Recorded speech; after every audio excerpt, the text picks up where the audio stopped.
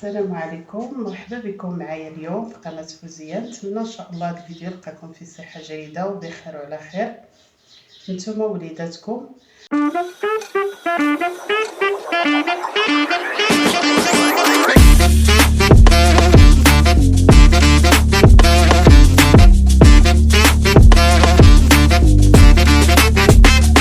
اليوم ان شاء الله غادي نشارك معكم المدفونه تاع منطقه الريصاني. كيديروا هذه المدفونه معروفه عندنا. اليوم ان شاء الله غادي نشاركها معكم. كان سبق ليا حطيت واحد الفيديو شحال هادي، دابا غادي ان شاء الله بغيت نعاود نديرها وقلت ان شاء الله نشاركها معكم. دابا قريب رمضان، اللي بغى ان شاء الله يديرها في رمضان ولا الا جاوكم ضيافه ولا هذا الخبز مميز ان شاء الله. اليوم غادي نبداو. عندي هنايا نص كيلو ديال الطحين ديال الفورص، نص كيلو، ودرت هنا 400 غرام مخلطه ما بين الفينو وما بين القمح بالحمامر ديالته الزرع. وعندي هنا شويه ديال الخميره ديال الخبز، ديروا غير شويه. دابا بدا تيدفى الحال، ديروا غير واحد شويه.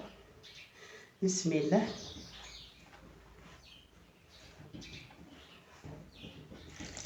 المية دافيه بطبيعه الحال.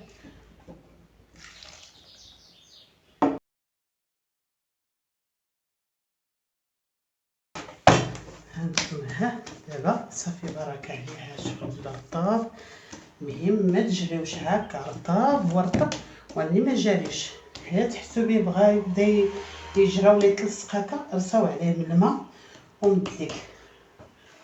دابا ان شاء الله غادي نغطيه بواحد المنديل، غادي نغطيه ان شاء الله بمنديل ونخليه حتى يخمر ان شاء الله، عاد نولي معكم.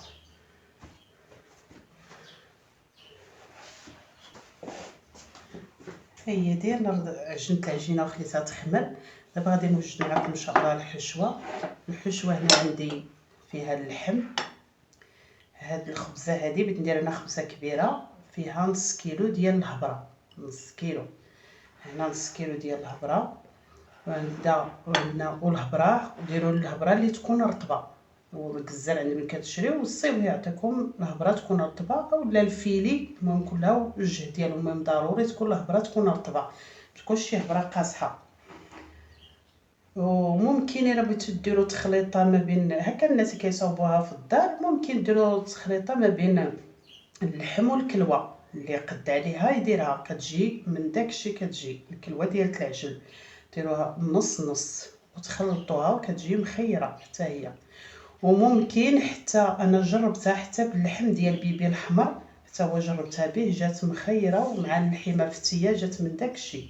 ممكن حتى اللي بغى يبدل اللحم ديال البقري باللحم ديال بيبي حمر، ماشي ديال الصدر البيض لا ديال الحمر، ديروه تيجي حتى هو مخير. المهم هنا عندنا اللحم، وعندي هنايا الكمون، معلقه كبيره ديال الكمون، شويه ديال السكنجبير، الملحه والبزار وشويه السودانيه، حيت المدفونه ما كتحاش فيها التحميره، ولاني درت انا غير واحد شويه على حساب تلونها شويه، ودرت شويه ديال السودانيه. المهم السودانيه كلها يدير على قد الجهد ديالو. عندها هذه. عندي اللوز، كديروا واحد شويه ديال اللوز كتقشروها ولا تخليوه بقشروه غير مسحوه من الغبره. عندي هنا شويه د اللوز، ومن الاحسن الا بغيتو ديروا اللوز في المدفونه ديروا اللوز بلدي بحال هكا صغير. داك الاخر داك الرومي كيجي غليظ فيها هكا رقيق، حسن بلدي. هنايا كاينه الشحمه، واحد شويه الشحمه. المهم الشحمه كلها يدير، المهم ضروري خصها تكون تطلق ليدان، ولكن كلها يدير على قياس الجهد ديالو اللي تيبغي. عندي هنايا المعدنوس وجوج بيضات، وعندي هنايا البصله كديروا هاد البصله الخضريه. انا هنايا درت ربطه ديال البصله، جبتها غسلتها ونقيتها وقطعتها هكا رقيقه بيديا. المهم اللي ما عندوش هاد البصله الخضريه وبيدير البصله الاخرى، ديروا جوج بصلات كبار وشلطوهم رقاق. غير هذيك بصح عصروها مزيان من الماء ضروري، حيت هي كتطلق الماء باش ما تفزق لكمش الخبز بزاف. عصروها من الماء عاد ديروها. هي بسم الله.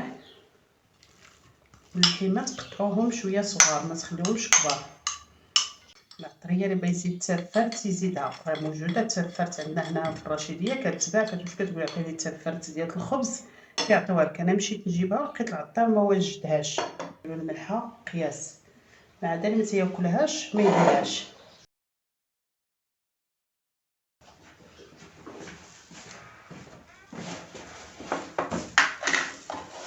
هي راه خاصها شويه د الملحه، نزيدها شويه د الملحه باش نذوقو، حيت الخبز ديال ندوز كما الا جا مالح ما كيجيش مزيان، وإلا جا ناقص ما كيجيش مزيان، خصو يجي مقاد.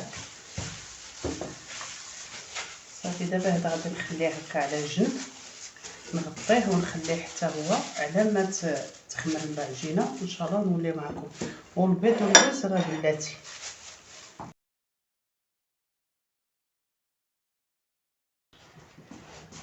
نتوما ها هي خمرات العجينه، دابا ان شاء الله نقرصوها. ها هي هذه، وخليوها تخمر مزيان، حيت لقاش راه ما كتعاودش تخمر، حيت تعمروا الخبزه ما كتعاودش تخمر نيشان كترموها للفران. نيت يعني خليوها تخمر مزيان حتى تخمر مزيان في القصعه، عاد نقرصوها.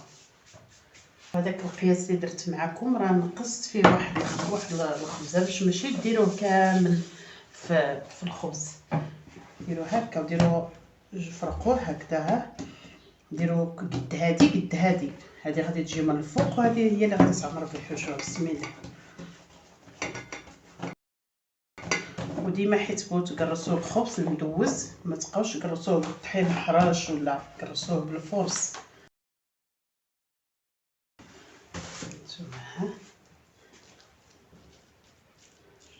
هي دابا الخبزه غتجي عامره مخيره.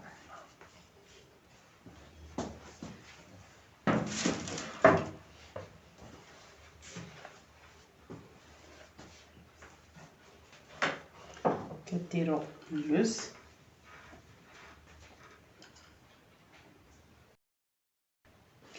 هاد الخبز هذا الا كان عندكم ضياف في رمضان ولا بغيتو تفرحوا حتى براسكم، وديروا هاد الكميه، وديروا مثلا هاد نص كيلو د اللحم اللي درت معكم هذا، ممكن ديروه 2 خبيزات ممكن.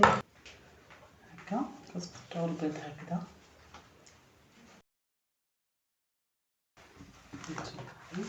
كديروا وحده فوق وحده هكذا.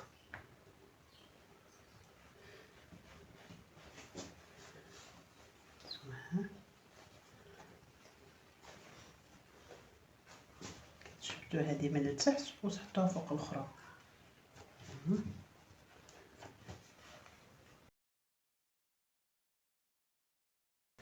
هي كتدخل فيها النفس، حاولوا خوها متبقاش فيها النفس لداخل. صافي كتجمعوها مزيان، وكديروا الطاوه حطوا فيها القاعد هكا، واللي ما عندوش القاعد ديروا غير شويه د الزيت، دهنوا ديك الطاوه ضروري دهنوها بشويه د الزيت. نتوما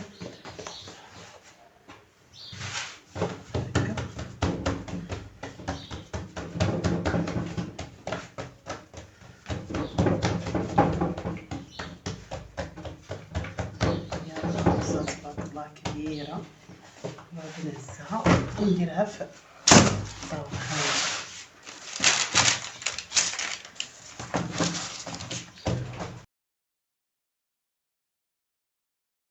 هانتوما حتى تقرصوها كدهنوها بواحد الدهنه خفيفه نتاع الزيت، غير هكا شويه، ودهنوا لها وجهها، وديروا لها واحد هكذا بفرشيطه ولا بمعلقه تقيبها في الوسط هكا ضروري. الفران راه سخون، غادي ندخلها دابا، ما تخلوها لا تخمر لا والو، الفران راه سخون، غادي ندخلها ان شاء الله طيب ونولي معكم. بالنسبه للناس اللي عندهم الفران صغير وطوات، ديروا العجينه على حسب الفران اللي عندكم، على حسب الطواوي اللي عندكم، صغروا العجينات باش ما تكبر لكمش اكثر من القياس. ان شاء الله طيب ونولي معكم. ها هو ديال الخبزه راه طابت، هانتوما ها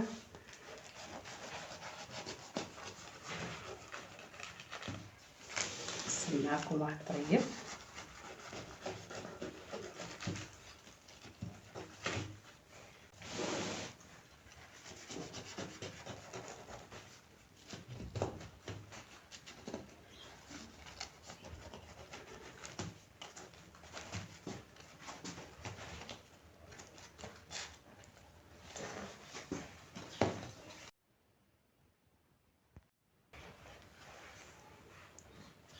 هانتوما بطبيعة الحال حيت تبوت هزو كيكون الخبز ها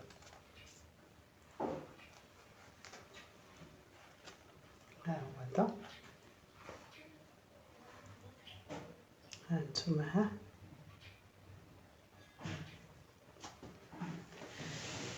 ونتمنىكم ان شاء الله تجربوه بهذه الطريقه ويجيكم ان شاء الله حسن وبالصحه والراحه، والسلام عليكم.